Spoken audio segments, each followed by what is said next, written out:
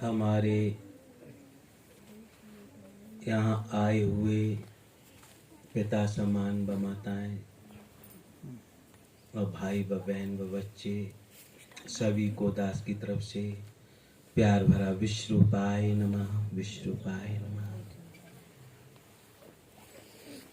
महापुरुषों, काफी समय से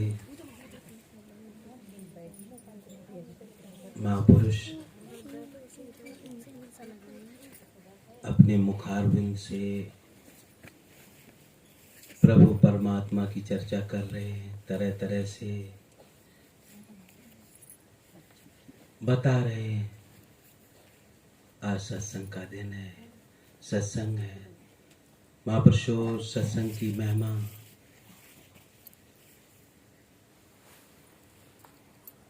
संतों ने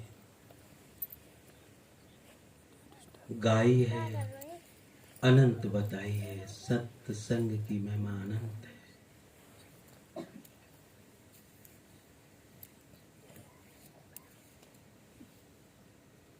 लिखा भी है,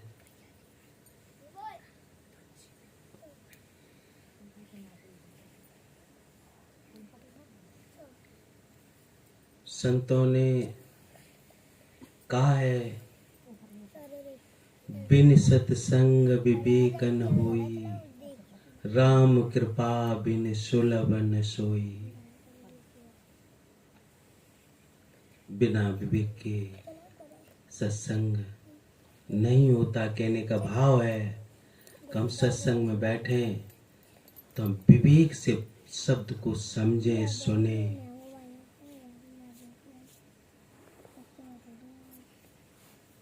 खाली ऐसा नहीं कि हमने सुना, बस सत्संग सुना, भजन सुने, ये सुना, वो सुना, सब देखा। सत्संग का मतलब ही है हम विवेक करें, उसे समझें। और सत्संग राम कृपा बिन सुलभ न सोई, प्रभु की कृपा के बगैर नहीं मिलता, ऐसा कहा है। सत्संगति मुद मंगल मूला, सोई फल सिद्धि सब साधन फूला। जो सत्संग है, राम की कृपा के बगैर सहज में मिलता नहीं है। सत्संग आनंद और कल्याण की जड़ है। सत्संग ही फूल, सत्संग फल है और सब साधन फूल है। महापुरुषों, संतों ने फल बताया है और जितने साधन है वो सब फूल है। यदि फूल आ जाए, पता नहीं फल कब आएगा या नहीं आएगा। ये सत्संग तो फल है, आ चुका है, आ चुका। आनंद और कल्याण की जड़ है। हम सत्संग करें और सत्संग विवेक से करें। यदि सत्संग हमारा पक जाए, सत्संग पक जाए, सत्संग छा जाए हमारे अंदर, सिर्फ सत्संग, हमारा उद्धार हो ही जाएगा। क्योंकि सत्संग में हम जाएंगे, संतों के संग बैठेंगे तो प्रभु परमात्मा की चर्चा जरूर मिलेगी। और सत्संग से मिलता भी है, सब कुछ मिलता है, क्या नहीं मिलता। कहते हैं, कबीर संगत साधु की, कबीर संगत साधु की, नित्य प्रत्य कीजे जाय।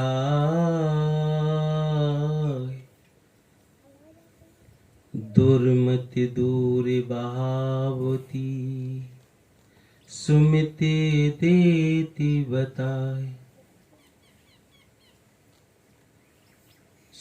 संत कहते हैं कि संतों की संगत नित्य प्रति रोज करो करो, दुर्मत जाती है और सुमित मिलती है।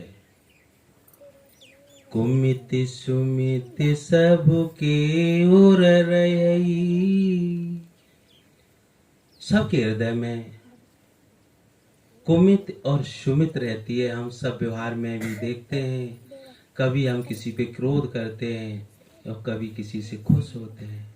क्या है, कभी कुमित हमें पकड़ लेती है और कभी सुमित पकड़ लेती है। कुमित सुमित सबके हृदय में वास करती है।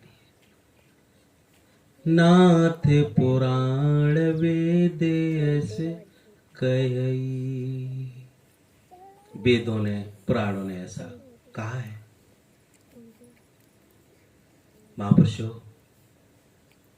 संतों ने जो भी कहा, जो लिखा, बड़े विचार के साथ लिखा, हम जाने या न जाने।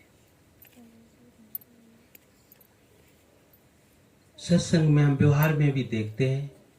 अब सत्संग में आए, हम एक प्रभु परमात्मा के लिए समय दिया है कि ईश्वर की जानकारी मिले। मेरे प्रभु परमात्मा कैसे है, क्या सत्संग है, क्या ईश्वर है, ये तो हमें लाभ हो ही रहा है। और फिर हमारे अंदर अभी कुमित नहीं है, सुमित है। इतने सभी लोग कितने सुमित से बैठे, प्रेम से बैठे, किसी के साथ कोई वैर नहीं, कोई भाव नहीं, प्रेम से बैठे।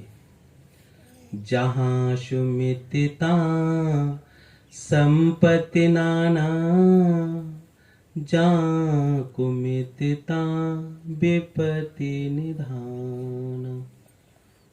जहां कुमित होती है, जिस घर में विरोध होता है, ईर्ष्या होती है, वहां नाना प्रकार से दुख आते हैं। जिस सबके व्यवहार की बात है। महापुरुषों जहाँ सुमित होती है, तहाँ नाना प्रकार से सुख आते हैं, नाना प्रकार से संपदा आती है। महापुरुषों तो हम सत्संग करें। सत्संग का महत्व बड़ा ऊंचा है। सत्संग जब हम किसी साधन को करते हैं, एकांत बैठ के किसी साधन को करते हैं, उसमें फल जो नहीं मिलता, वो सत्संग में जाने से संतों ने ऐसा कहा तत्काल मिलता है। सत्संग पछता अच्छा क्यों नहीं लगता? ये भी कह देते हैं सत्संग में मन नहीं लगता। क्यों नहीं लगता? क्योंकि हम संसार में रहते रहते जड़ वस्तुओं में हमारी आसक्ति इतनी बढ़ गई है, जिससे बुद्धि जड़ हो गई, जिसके कारण हमें सत्संग के शब्द पढ़ सुनकर भी मेरे अंदर नहीं बैठते। क्यों? कि हमारे अंदर कुसंगता बैठ गई। कुसंग, सत्संग नहीं रहा, कुसंग। अकुसंग क्यों पकड़ता है लोगों को? साधारण सी बात है, आकर्षण सजातीयता में होता है, विजातीयता में नहीं होता है। जिसके अंदर कुसंग है उसी को तो कुसंग पकड़ेगा भाई, जिसके अंदर सत्संग है उसे सत्संग पकड़ेगा। क्यों? सजातीयता में आकर्षण होता है। हम व्यवहार में देखते हैं, गाय है, गाय में गायों का झुंड हो, वहां एक गाय पास पड़ोस में आ जाए, वो भी उसी में चली जाएगी। मनुष्य आ जाए, मनुष्य मनुष्यों में चला जाएगा। जो भी है अपने अपने में सब चले जाते हैं। क्योंकि सजातीयता का आकर्षण होता है। तो जिसके अंदर कुसंग है उसे सत्संग अच्छा नहीं लगता, और जिसके अंदर सत्संग है, कुसंग नहीं है, प्रेम है, सुमित है, उसे सत्संग अच्छा लगता है। यहाँ पर आए सब सत्संगी प्रेमी हैं, सत्संगी हैं। महापुरुषों, मत कीरत गते भूत भलाई, जब जे जतन जहाँ जे पाई। सो सब जानो सत्संग प्रभाऊ, लोक वेदन आने उपाय। जो सत्संग में आने की हम सब की मति बनी है, मति, बुद्धि, सदाचार, संसारिक सुख जो भी मिला, संतों ने लिखा जो मिला हम सबको, कहां से मिला? सो सब जानो सत्संग प्रभाव। ये आज तो हम कर ही रहे सत्संग, आज से पीछे भी कहीं न कहीं सत्संग किया है, उसी का फल है कि हमें सत्संग में रुचि है, हम सत्संग में आए हैं। संसार में जिसे भी जो मिला है, धन, सम्मान, पद, प्रतिष्ठा जो मिली है, वो सत्संग का ही फल मानना चाहिए। क्यों? कि एकदम कुसंग करते, अपराध करते तो हमें अपराधी ही बनना पड़ता, तो ये चीजें नहीं मिलती। महापुरुषों, आप सब बड़े महान हैं, बड़े महान। आप तो एक सत्य संगति निज कल्प उतरो। सत्संग क्या है? सत्संग का फल तो अनंत है प्रभु। सत्य संगति निज कल्प उतरो, सकल कामना देत, अमृत रूपी बचन कहे, सबई पाप हर लेत। महापुरुषों, आज आप एक कल्प वृक्ष के नीचे बैठे हैं, सत्संग से जो चाहे मिलेगा, जो चाहे। निज कल्पतरु, कल्पतरु और कुछ नहीं है, कोई वृक्ष नहीं है। कल्पतरु एक कल्प वृक्ष, कल्प वृक्ष मतलब जो कल्पना, जो हम चाहें वो प्राप्त कर सकते हैं। कहां से? एक सत्संग से। सत्संग से जो चाहे प्राप्त कर सकते हैं। मनुष्य जन्म प्राप्त होने के बाद का जन्म और किसी के हाथ में नहीं। मनुष्य बनने के बाद वो स्वर्ग में भी जा सकता, संत भी बन सकता, महात्मा भी बन सकता, जो चाहे जन्म ले सकता। अब मनुष्य के हाथ में है, वो क्या बनेगा क्या नहीं बनेगा किसी के हाथ में नहीं। मनुष्य जन्म प्राप्त होने के बाद के जन्म का निर्णय ईश्वर नहीं लेता, खुद उसका निर्णय है। अब वो कैसा करेगा कैसा नहीं करेगा, कर्मानुसार उसे अपनी अपनी योनि मिल जाती है। महापुरुषों, हम आज बहुत सुहाना मौका है, बहुत सुहाना। सबको जाना है, सबको, कोई नहीं रहा। कोई आज गया, कोई काल गया, कोई जावन हारा तैयार खड़ा। कोई आज, कोई कल, सबको जाना है। जब सबको जाना ही है, फिर मुझे करना क्या? हम दुखी हो जाए, एक बार रो ले, एक बार कहे प्रभु अब क्या करेंगे। सबको जाना है, कब तक रहेंगे? संसार में जितने लोग आए सब जाने वाले तो हैं, यहाँ रहने वाला कोई नहीं, कोई रहने वाला नहीं। जब कोई रहने वाला नहीं है तो हम पैर फैलाए क्यों बैठे हैं? क्यों नहीं ऐसा प्रयास करते हैं जो ऐसा हमारे साथ न हो कि हम आए और जाएं, मृत्यु और जन्म का दुख भोगते ही रहे। ऐसा न हो, हम सत्संग कर लें, सत्संग और सत्संग विवेक से, हम हर चीज को विवेक करें, समझे, शब्द को समझे, पकड़े, चर्चा करें, पूछे। ये नहीं, मेरे कहने का भाव ये नहीं कि यहाँ आए बस यही सत्संग करो, यहाँ पूछो, एक एक बात को जानना चाहो, और जहां मिले जैसे मिले अपने उद्धार की कामना हो। बिन सत्संग हर कथा, और बिना सत्संग के ईश्वर की भक्ति नहीं हो सकती, जड़ है, सत्संग तो करना ही पड़ेगा। बिन सत्संग हर कथा, ते बिन मोहन भाग। ये सत्संग नहीं करेंगे, ईश्वर की भक्ति अच्छी नहीं लगेगी, मोह नहीं जाएगा। ते बिन मोहन भाग, मोह गए बिन राम पद, होय न दृढ़ अनुराग।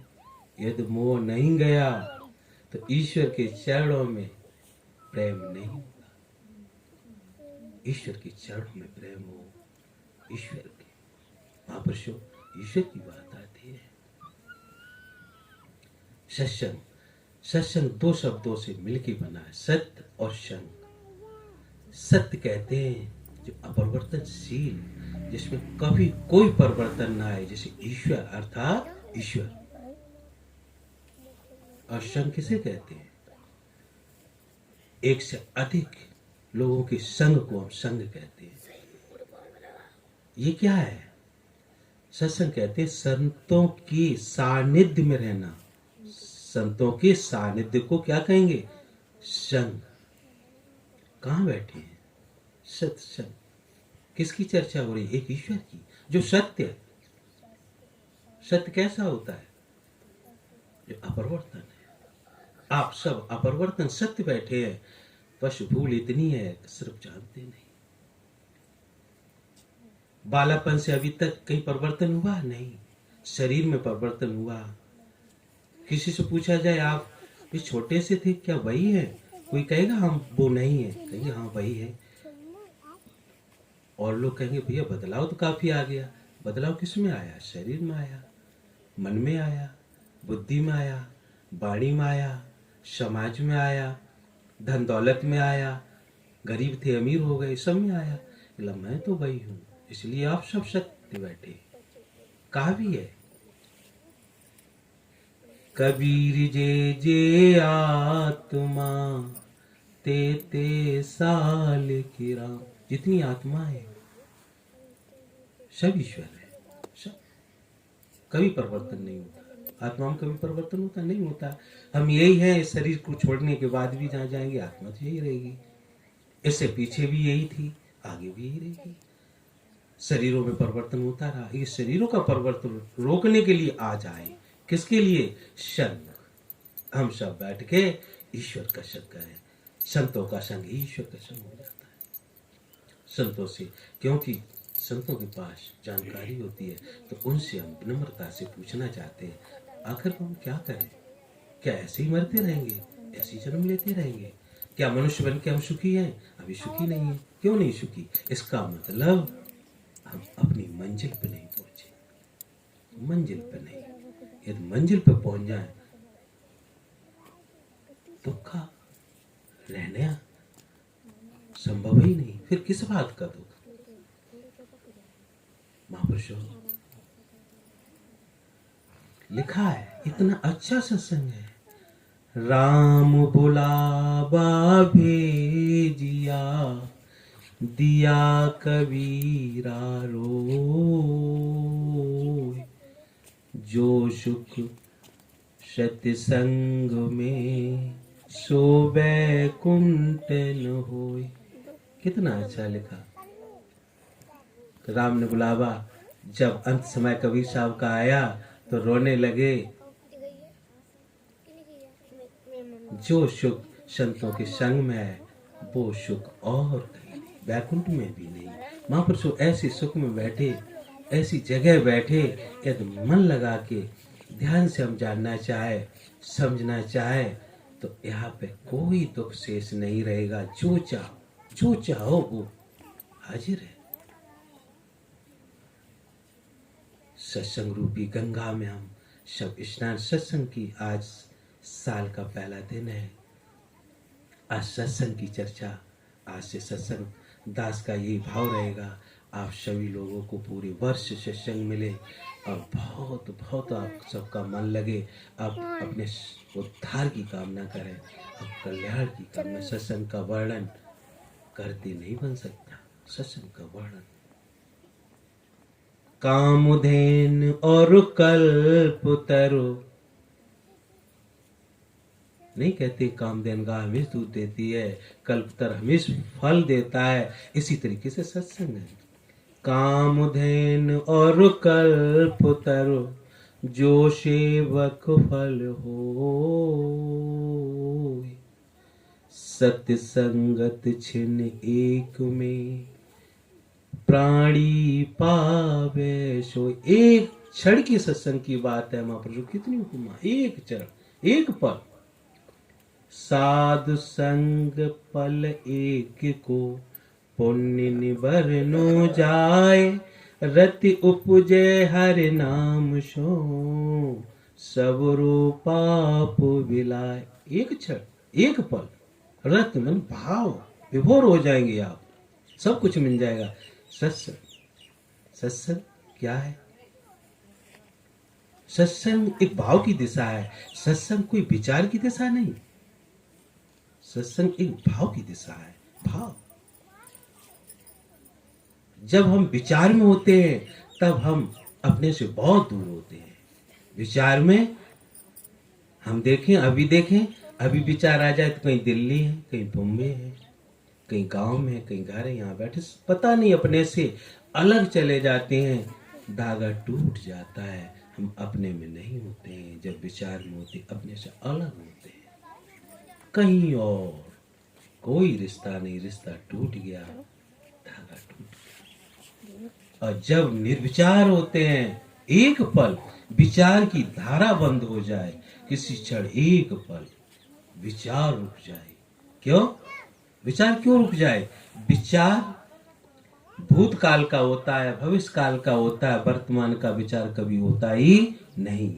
आप वर्तमान में, आप न भूत हैं और न भविष्य हैं, आप हैं, बस हैं, अभी भी हैं, यहाँ हैं और कल थे, कल रहेंगे। आपका परिवर्तन भूत में जाएगा, भविष्य में होगा, जो भी होगा होगा, कि आप में कोई परिवर्तन नहीं। एक बार विचार रुक जाए, आपका नाता अपने से जुड़ जाए, एक बार, एक क्षण के लिए, एक क्षण की बात है।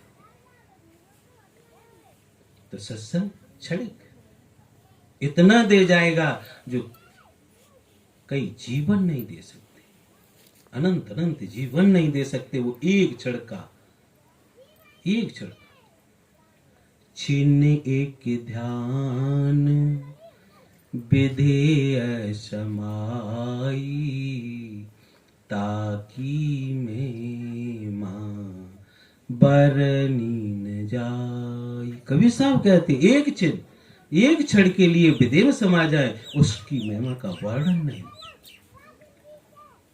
जब आपकी विचार की धारा रुकती है, तनिक भी आप अवरोध नहीं करते, कहीं विचार नहीं करते, उस समय कोई मैं पर निर्मित नहीं होता, उसी क्षण एक सत्संग घट जाता है। और सत्संग आज घटेगा कि कल घटेगा। संत कहते हैं सत्संग करो, सत्संग करो। क्यों? इसीलिए कहते हैं नित्य सत्संग करो। न मालूम आपके अंदर, हमारे अंदर कौन सा शब्द ऐसा घाव कर जाए, लग जाए, जिससे उसी क्षण सत्संग घट जाए, कोई पता नहीं। सत्संग करो, विवेक से सत्संग करो, विवेक से विचार करो, हर शब्द पे विचार करो। क्या सत्य है, क्या ईश्वर है, ईश्वर किसे कहा गया, आत्मा किसे कही, परमात्मा किसे कहा। एक एक शब्द पे, एक एक शब्द पे हम संतों के सानिध्य में जाके, सत्संग क्या है? सत्संग संतों का सानिध्य ही सत्संग है। संतों के साथ रहना सत्संग है, संतों की वाणी सुनना सत्संग है, सत्संग का मेन मूल है कि हम किसी तरीके से संसार के विमुख हो जाए और प्रभु के सम्मुख हो जाए। यही सत्संग है, सत्संग का और कोई रीजन नहीं। महापुरुषों, समय काफी हो गया, दास ने आपका समय काफी लिया। इन्हीं शब्दों के साथ दास अपनी वाणी को विराम देगा। प्यार और सत्कार से कहिए, विश्व रूपाय नमः, विश्व रूपाय नमः।